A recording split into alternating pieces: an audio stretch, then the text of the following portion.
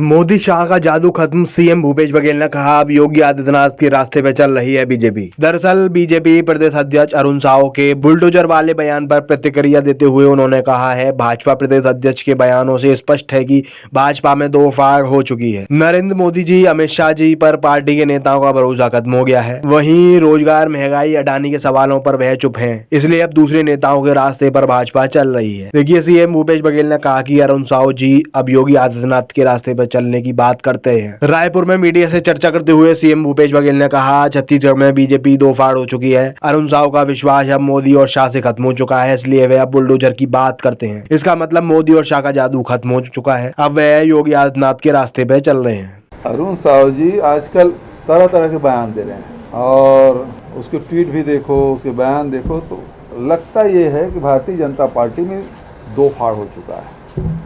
अरुण साव जी का विश्वास अब मोदी और शाह से हट चुका है। अब उसकी बात नहीं करते, अब वो बुलडोजर की बात करने लगे। मतलब योगी आदित्यनाथ उस रास्ते में चलते हैं। मतलब ये है, अरुण साव जी ने स्वीकार कर लिया है कि अब मोदी और शाह की जादू उतर चुका है। इसीलिए मैं कह रहा हूँ कि मोदी जी की जादू इसलिए उतर गया है कि रोजगार दे नहीं पा रहे हैं, महंगाई अलग बढ़ रहा है, पेट्रोल, डीजल, रसोई गैस, केरोसिन की कीमतें बढ़ रही है, लोगों को रोजगार नहीं मिल रहा है, अडानी के बारे में कोई जवाब नहीं देते, तो अब वो बुलडोजर का रास्ता पकड़ लिया। देखिए, स्टार कैंपेनर को लेकर सीएम भूपेश ने कही बड़ी बात। देखिए, उन्होंने कहा, स्टार प्रचारक बनाने के लिए चुनाव आयोग की गाइडलाइन के मुताबिक 40 लोगों की सीमा है। एक फेज में चुनाव हो रहा है तो सीमाएं हैं। पार्टी जरूरत के हिसाब से सबकी जिम्मेदारी तय करेगी। उन्होंने कहा कि हिमाचल विधानसभा चुनाव में पार्टी ने मुझे जिम्मेदारी दी है। इस बार मैंने कहा कि अब हमारे राज्य में भी विधानसभा चुनाव है, ऐसे में हमें अपने राज्य में रहने दें। सुनिए। है ना, पहले जो स्टार प्रचारक हम लोग नंबर पहले ऊपर में रहता था, हम लोग अभी नीचे में है। मतलब ये कोई बात है क्या? 40 में ही सीमित रखना पड़ेगा भाई। और यदि दो फेज होता तो फिर वो और जारी होता। ठीक है, पार्टी अलग अलग समय में अलग अलग जहाँ आवश्यकता होती है उसके हिसाब से ड्यूटी लगाते हैं।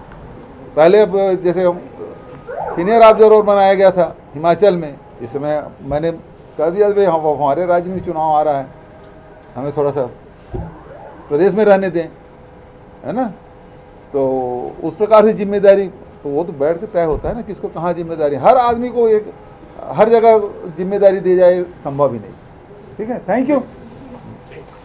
उसके बाद कोर्ट की लगाई के मसले में उन्होंने क्या कहा वो भी सुन लीजिए। देखिए, एक तो प्रजातांत्रिक लड़ाई है जिसको हम लोग लड़ रहे हैं, मसाल यात्राएं किए हैं, बहुत सारे आंदोलन कर रहे हैं। दूसरी तरफ जो न्यायालय, तो राहुल जी पहले क्लियर कर चुके हैं कि न्यायालय की जो लड़ाई है वो लीगल टीम है वो लड़ेगी, और दूसरा राजनीतिक लड़ाई है वो हम लोग लड़ेंगे।